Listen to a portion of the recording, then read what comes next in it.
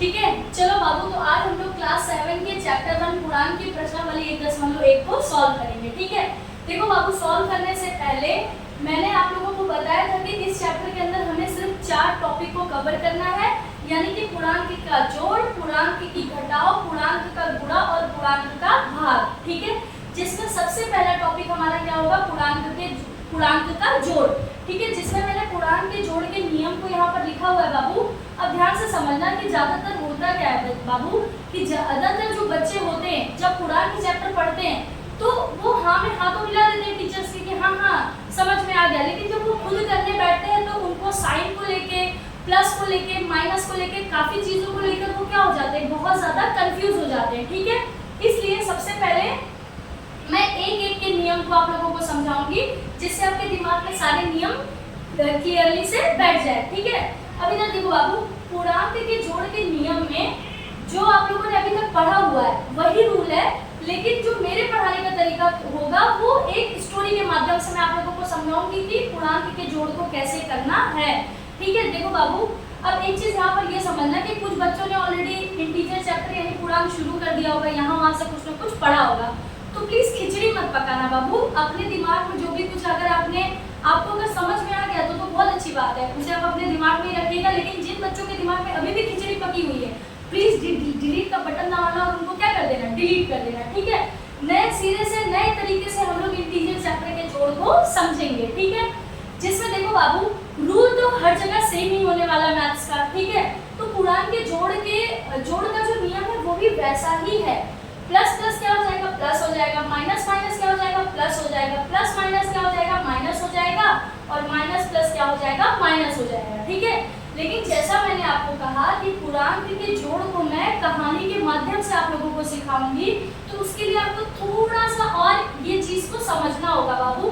फिर मेरी गारंटी है आप कभी पूर्णांक के जोड़ में कहीं से भी कुछ भी अगर सवाल पूछा जाएगा तो आप कभी भी मिस्टेक नहीं करेंगे। ठीक है। ध्यान दो, इधर देखो बाबू, जब प्लस प्लस होगा तो हमें क्या याद करना है कि मिला। ठीक है। प्लस प्लस होगा तो क्या हुआ, मिला। माइनस माइनस हुआ तो क्या हुआ, उधार हुआ। माइनस माइनस हुआ तो क्या हुआ, उधार हुआ। और प्लस माइनस हुआ तो प्लस के लिए मिला और माइनस के लिए खर्च हो गया। ठीक है। प्लस के लिए मिला और माइनस के लिए खर्च हो गया। सिर्फ माइनस के लिए उधार लिए और प्लस के लिए वापस कर दिए, माइनस के लिए उधार लिए और प्लस के लिए वापस कर दिए। इतनी चीज प्लीज आप लोग आराम से इसको बैठ कर याद कर लेना, एक बार समझ लेना। प्लस प्लस मिला, माइनस माइनस उधार, प्लस में मिला, माइनस में खर्च कर दिया, माइनस में उधार और प्लस में वापस कर दिया। इतनी चीजों को प्लीज आप अपने दिमाग में रख लेना।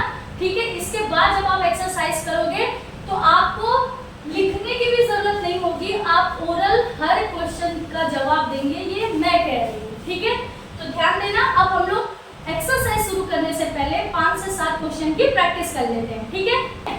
चलो बाबू, तो यहाँ पर मैंने एग्जांपल आपका एग्जांपल मैंने यहाँ पर लिख दिया, एक एक करके इनको सॉल्व करते हैं। लेकिन जैसा मैंने आप लोगों को कहा था कि इसे याद कर लेना, सबने याद कर लिया होगा। ठीक है। अब इसी की हेल्प से हम लोग ये सारे क्वेश्चन को सॉल्व करेंगे। ठीक है। ध्यान देना बाबू, समझो कि पापा ने मुझे 5 रुपए दिए, 3 रुपए मुझे और दे दिए, मेरे पास कितने रुपए हो गए, 8 रुपए हो गए, और जमा के 8 रुपए हो गए। ठीक है। यानी कि प्लस का 8। ठीक है।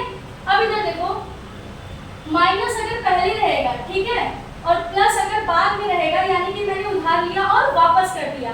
समझो मैंने किसी से 4 रुपए उधार लिए थे और मेरे पास कहीं से 7 रुपए आए, तो सबसे पहले आप क्या करोगे, जिससे आपने उधार लिया उसको वो पैसा चुकता करोगे।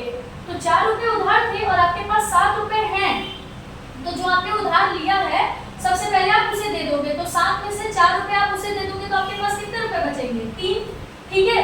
और जो 3 रुपए है वो कौन सा पैसा है, जमा में है या बाकी में है, तो वो पैसा क्या है, जमा में है, यानी प्लस का 3। ध्यान से समझना, 4 रुपए आपने उधार लिया था, 7 रुपए आपके पास कहीं से आया जिसमें से आपने 4 रुपए उसे दे दिया। अभी भी आपके पास कितने रुपए बचे, 3 रुपए बचे, यानी कि जमा के 3, यानी कि प्लस का 3। ठीक है। अगला देखो, अगला मैंने क्या कहा था, अगर माइनस है प्लस है तो समझो 8 रुपए आपने कहीं से उधार लिए हैं। ठीक है। नहीं, वो तो माइनस है, यानी कि दोनों जगह से आपने उधार लिए हैं।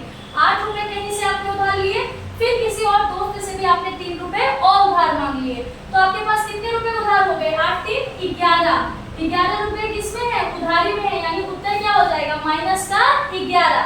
अगला देखो, फिर से दोनों जगह से उधारी है, दोनों जगह क्या है, माइनस का निशान लगा हुआ है। 6 रुपए आपने एक दोस्त से उधार लिए, 2 रुपए किसी और से उधार लिए, 6 दो कितना हो गया 8, और 8 रुपए जो है वो किसमें है, उधारी में है, तो माइनस का 8। ठीक है, अगला चलो देखो, प्लस है फिर माइनस है, ठीक है, प्लस है यानी माइनस है। आपको कहीं से पैसा मिला और उस पैसे को आपने क्या कर दिया, खर्च कर दिया। तो पैसा आपके पास कितना था, 9 रुपए था, जिसमें से आपने कितना रुपए खर्चा कर दिया, 5 रुपए खर्चा कर दिया। अब आपके पास कितने रुपए बचे, 4 रुपए बचे। तो क्या ये 4 रुपया जमा में है, हाँ, अभी भी मेरे पास 4 रुपए बचे हुए हैं, क्योंकि मेरे पास 9 रुपए थे जिसमें से सिर्फ मैंने 5 रुपए ही खर्च किए, अभी भी मेरे पास 4 रुपया बचा हुआ है, तो प्लस का 4।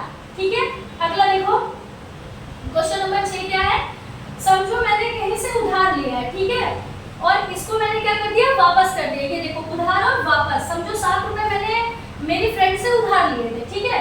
अब मैंने क्या किया कि 4 रुपए जब कहीं से भी मुझे पैसा मिला तो मैंने उसको 4 रुपए क्या कर दिए, लौटा दिए। उधार कितना था, 7 रुपया था, और मैंने उसको दिया कितना अभी तक, 4 रुपए दिए। अभी भी मैं उधारी हूँ, हाँ हूँ। कितने रुपए उधार हूँ, 3 रुपए। 7 में से 4 गए 3, तो अभी भी मैं उधारी हूँ, तो माइनस का 3।